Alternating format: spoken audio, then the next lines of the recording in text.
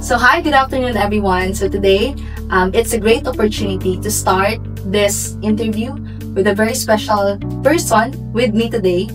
But before that, I would like to introduce myself. I'm Hannah from Ion Business Consultancy. And kagaya ng mga ginagawa namin sa previous video namin, we are glad to know more about our clients, the business owners, to have this knowledge to be imparted to us and to gain more about and to know more about with their experiences. So today, I would like to introduce to you all Mr. Eric Emperado. Hi sir, good afternoon. Good afternoon, Miss Hannah. I'm Eric Emperado, one of the owner of Lola Ibiang in Mandaluyong, and this is one of my business, but this is a franchise. Yeah, the franchise. Sir, kamusta ka naman ngayon? Okay na, I'm good, Hannah. Ano po yung mga sinad yung expectations sa interview natin today? Or sa mapag-uusapan po natin, ano yung mga sinasat mong expectation? Ano yung possible yung ma-share? Or ano po yung nilook forward nyo na ma-share sa amin today? Not just to me, but sa mga viewers natin and sa mga aspiring business owners. Expectation ko dito sa interview mo na gusto kong ma-share yung experience ko regarding sa good and bad condition ng business. So, I have a small business which is food business. So, na-experience ko na nagkakaroon kami ng struggle, lalo na last year, natawag na financial problem ang business. But, hindi ko sinukuan yun. Nagtuloy-tuloy lang ako hanggang sa nakita ko na nagkaroon pa ng problems sa tinatawag nating markup or margin sa pagkain natin. So, 2025, nag-start ko nakita yung pagkalugi ko dun sa isang app na online. Then, nag-adjust ako. Before the third quarter of the year, I think tama na itong ginagawa ko. Oh, tama kayo Sir Eric kasi, di ba, totoo naman na sa lahat naman ng business, hindi naman agad aarangkada yung business. Expected na ng lahat ng business owner. Or sa mga hindi nag-expect, you should expect na ang pagbi-business ay hindi agad kikita, hindi agad magbo-boom yung business, or hindi agad magsasucceed yung business. Tama. And I am looking forward and excited po na marinig paano ba kayo nag-cope dun sa situation na naranasan nyo or na-experience nyo today. But before that, sir, gusto ko din malaman, or gusto ng lahat na malaman, sino po ba kayo as Mr. Eric Emperado sa business na to? And what is your business specifically? Well, ako ang isa sa may-ari ng Lola Ibiang at nagpa-manage din sa food business. Pero itong food business na to, isa to sa franchise ko.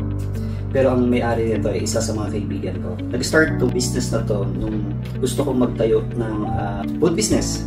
So, nung nag-scroll ako sa cellphone ko, sa FB, doon ko nakita yung kaibigan ko na nagpapa-franchise. So, nung nakita ko yun, pinunta ko yung kaibigan ko.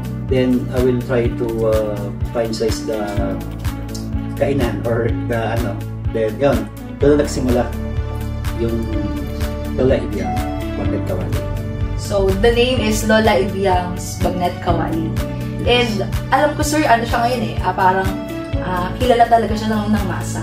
So, ngayon po, gusto namin malaman paano nagra-run si Lola Ibiang's Bagnet Kawali ngayon, or ano yung situation ngayon ni Lola Ibiang's Bagnet Kawali sa market. So yung una, medyo struggle kami dahil hindi ko pa alam kung paano ko ipapasok sa market, lalo na sa panahon ngayon. Usong-uso yung mga AI, mga online business. Hanggang sa may tao na tumulong at nagturo kung paano ko maipapasok sa isang online business itong Lola Ibiang.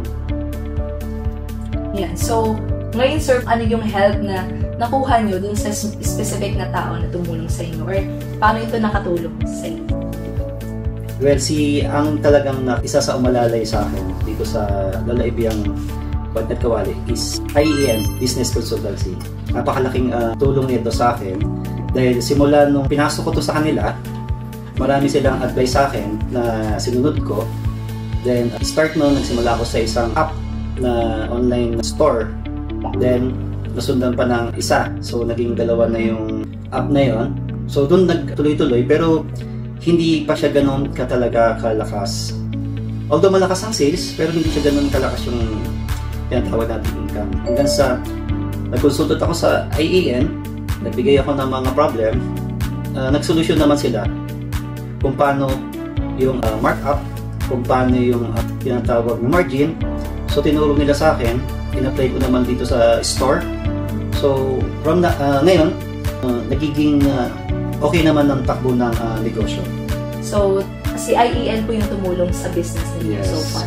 And I'd like to know po, since nabanggit nyo kanina, I believe nabanggit nyo kanina na nag-struggle talaga si Lola Abby ang Bagnet Kawali Yes. before and even now. Pero ano po yung point na parang pinaka-major struggle nyo as a business owner na dumating sa point na parang, ay hindi, kailangan ko na itong i-close kasi ito na lang yung solution ko. Ano po ba yung situation na yun at paano po kayo nakakope dun sa situation na yun?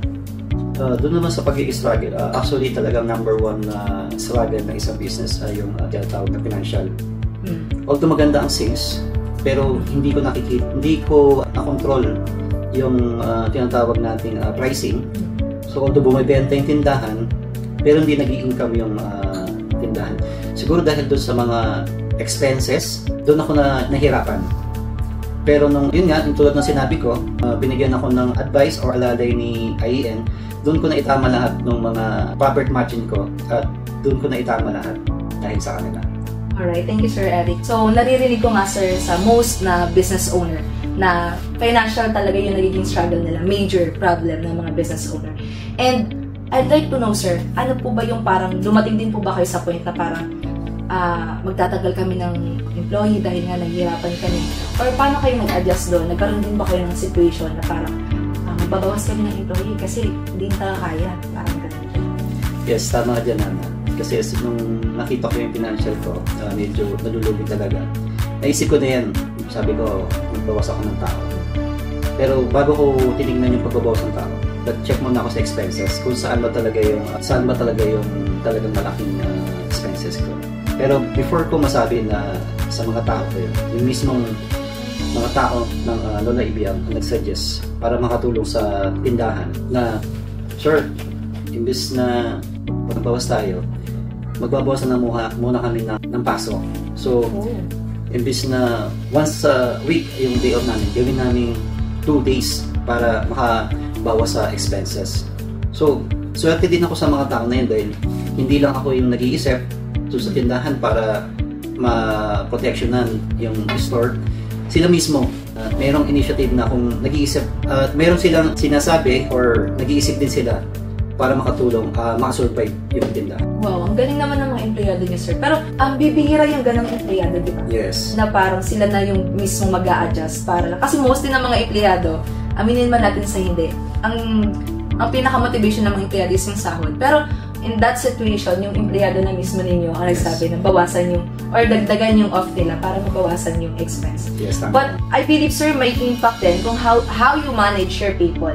So, pwede nyo po bang ma-share? Kasi possible nagtatanong yung mga nanonood sa atin. Ano ba yung ginawa nyong strategy ng pagmamanage ng tao? Bakit sila nagkaroon ng ganong initiative? Actually, sa pagmamanage ng tao, mahirap eh. Pero kung aalagaan mo sila, lalo na yung mga empleyado mo, aalagaan din nila yung customer natin. So, pag naalagaan mo yung empleyado mo, aalagaan din na yung business mo. So, imbis na ikaw lang yung nag-iisip, pati sila nag-iisip. So, kaya napakaswerte ko dun sa mga tao ng tindahan. Pero pwede niyo po ba sa amin, sir, ma-share kung ano yung klase or ano yung type ng pag-aalaga ang kailangan sa isang empleyado, ng isang employer, di ba? Kasi yun yung gusto ng mga empleyado, hindi lang sa may trabaho sila, but they know that they are being taken care of their employer. I think ako, sa pag-manage ko sa tao, hindi lang yung tinitingnan ko yung mali, pero mas tinitingnan ko kung ano yung pangangailangan nila. Kung kaya kong ibigay ko. Pero kung hindi ko kaya, sasabihin ko sa kanila. I think nagkaroon kami dun ng open communication. So, ako, saka yung mga empleyado ko sa store, para mayroong mga mutual understanding kung paano kami magtutulungan. I think number one, communication sa bawat tao. I-quote ko lang, sir, yung sinabi niyong open communication. Well, better communication or proper communication leads to better relationship between employer and employee. As yun po yung natake ko ngayon sa pag-uusap namin ni Sir Eric. And siguro, sir, di ba, since sabi niyo si IEN din yung naging tulong niyo sa mga panahon na you are being financially struggled or challenged, siguro tama po ba ako na naiisip ko na isa sa mga pag-aalaga nyo din, syempre nabibigay nyo yung benefits nila? Yeah, totoo yan. Ano po mga benefits ang nabigay nyo sa mga empleyado ninyo? Unang-una yung mandatory sa government. Lahat sila kompleto. Plus, meron sila health insurance or tinatawag na HMO. So, bali isa sa mga naitulong sa akin ni IEA. Yung nalaman ko na kailangan ko mag-comply sa mga government mandatories. Then also, malaking tulong si IEA sa akin, lalo na pagdating sa accounting side. Hindi ko na iniisip yung PR ko para mag-comply pa or hindi na ako nag-iisip kung kailan magbabayad. Si IEA na nag-support sa akin. So ako, ang iisip ko na lang mag-market para mas lumakas pa itong tindahan. Ayun, thank you Sir Eric sa sagot nyo. And tunay nga na dapat talagang pangalagaan mo ang empleyado.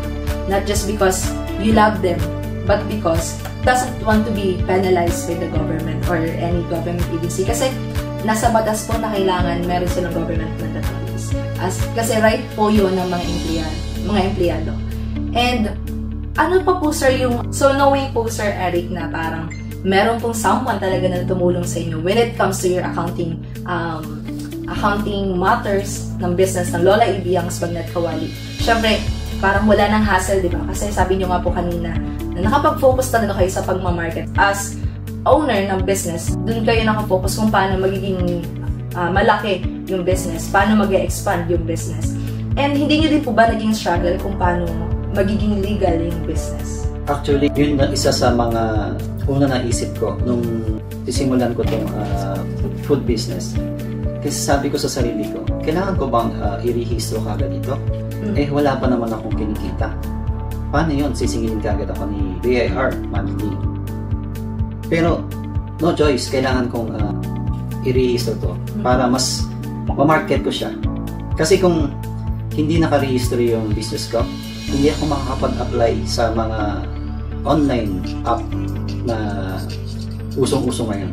So, buti na lang at na i-rehistro ko ang business ko sa tulong ni IEA. So, ngayon, hindi ako nahihirapang mag-apply or mag-market sa food business. So, as you mentioned, sir, parang nakikita ko dito is isa sa mga kahalagahan na nagiging legal ang business natin ay may confidence ka na mag-market talaga ng business. Yeah. And hindi ka nakatali lang sa isang kanto dahil nga, dito lang yung business ko nandito sa isang area, so dito lang ako mag-market. Pero kapag legal ang business mo, you can reach every market, you can reach more people kasi nga, you have these papers, you are abiding the law as a business owner. So, dito ko nakikita na parang paano nyo po may encourage yung mga business owner na when they are thinking or planning to have a business, ano po yung kailangan nilang i-prioritize as a business if they want to succeed as a business owner? Well, sa mga gusto mag-business, number one, kailangan rehistrado ang iyong business. Kasi once na nakarehistro yung business mo, hindi ka matatakot na mag-market sa kahit saan lugar. Kasi legal or meron kang papers. Meron kasing business na hindi nakarehistro, nahihirapan siya mag-market lalo sa panahon ngayon. Dahil uso ngayon ang mga online app, online store, hindi ka makakapag-apply sa mga online na yan kung wala kang papers. Kaya napaka number one na importante ang legal ang business mo. Tama. Dapat maging legal muna ang business mo. So, yun ang priorities natin para tayo ay mas lumaki as a business at lumaki ang kita, hindi lang ang kita, but lumaki ang market natin kapag legal ang business. So, sir, kanina ko po naririnig yung sinasabi niyong online store or app na ginagamit niyo. Ito po ba yung way kung paano ma-reach ng mga tao si Lola Ibiang's Bagnet Kawali? Pwede niyo po ba sa amin sabihin para malaman namin saan kami ko-contact kapag gusto namin mag-avail ng item? Or pwede po ba namin, sir, malaman kung saan po namin ma-reach ang Lola Ibiang's Bagnet Kawali? Well, ang Lola Ibiang Bagnet Kawali, Mandaluyong, ay available sa Grab, Foodpanda, and also you can visit our page. Then, pwede kayong mag-order doon. Then, ang delivery is through Lalamute. And pwede rin naman kayong mag-walk-in. Ang address ni Lola Ibiang Bagnet Kawali, Mandaluyong, 542 Bonnie Avenue, Mandaluyong City. So, madami na po palang platform or madami kaming medium kung paano namin marireach ang Lola Ibiang's Bagnet Kawali, Sir Eric. Tama po ba? And, Yes. Pwede din po ba kaming mag-dine-in or pumunta sa store ninyo para mag-walk-in? Well, oo, pwede. Lalo na pagdating I think mga second week ng August, meron na kaming mas magandang dining area. Sa ngayon kasi, under renovation yung ating idadagdag na dining area. Wow. So, it's a sign na the business is really growing talaga. And that's a good sign din na mas madami pang opportunity ang maibibigay nyo sa tao, not just bilang sa inyo, bilang business owner, but also with your people na hinahandle nyo ngayon. Yes, totoo yan. So, sa lahat po Sir Eric na nagbabalak magnegosyo or sumubok ng food business, especially ng Lola Ibiang's Bagnet Kawali, kasi I believe pwede po mag-franchise ng Lola Ibiang's Bagnet Kawali, tama po ba? Totoo. Ano po yung maipapayo nyo sa mga small business owner or aspiring business owner na gusto din sumubok o mag-try na mag-venture ng isang food business? Sa lahat na gusto mag-try ng food business, magandang business ito. So, kung wala pa kayong idea pero gusto niyo ng food business, maghanap kayo ng yung meron ng system. So, yung mga nagpapa-franchise dyan, yun yung muna i-try nyo. Well, sa mga gusto naman mag-business pero wala pang idea, I think mas maganda mag-franchise muna kayo para alam nyo yung system or matutunan nyo kung paano magpatakbo ng isang negosyo. And kung pag-usapan naman natin yung legalization ng papers or tinatawag natin permit sa business, pwede kayong magpatulong or kontakin nyo si IEN. Yes, tama kayo Sir Eric. Wala pa kayong masyadong idea sa pag-business, you should try franchising and also illegalize nyo po muna ang business nyo. And with that, tamang-tama po kasi si IEN Business Consultancy ay may offer na free consultation sa lahat ng mga business owner na gusto mag-try at mas gustong illegalize ang business nila. So again, thank you Sir Eric sa opportunity na to na ma-interview ka namin and to know more about your business, which is the Lola Ibiang's Bagnet Kawali. And today po, ano pong masasabi niyo sa mga gustong matry yung Lola Ibiang's Bagnet Kawali? Well, sa mga hindi pa nakakasubok or nakaka-experience ng pagkain ni Lola Ibiang sa Mandaluyong, pwede nyo kami i-visit sa our page, Lola Ibiang Bagnet Kawali, Mandaluyong. We registered in Grab and also Food Panda. Katunayan nga, we have a award from the franchisor as most best performing and most promising award. And we also received a 5-star award from Grab Food. So ayun guys, kung gusto nyong ma-experience at ma-try ang masarap nilang bagnet at madami pang menu ng Lola Ibiang's Bagnet Kawali, just message or order sa Grab and Food Panda. If meron po kayo sir na mga friends na gustong matulungan ninyo sa pag-handle ng business nila when it comes to accounting and legalizing their business, pwede nyo din po bang may-suggest sa kanila o ma-promote si IEN Business Consultancy? Yes, oo.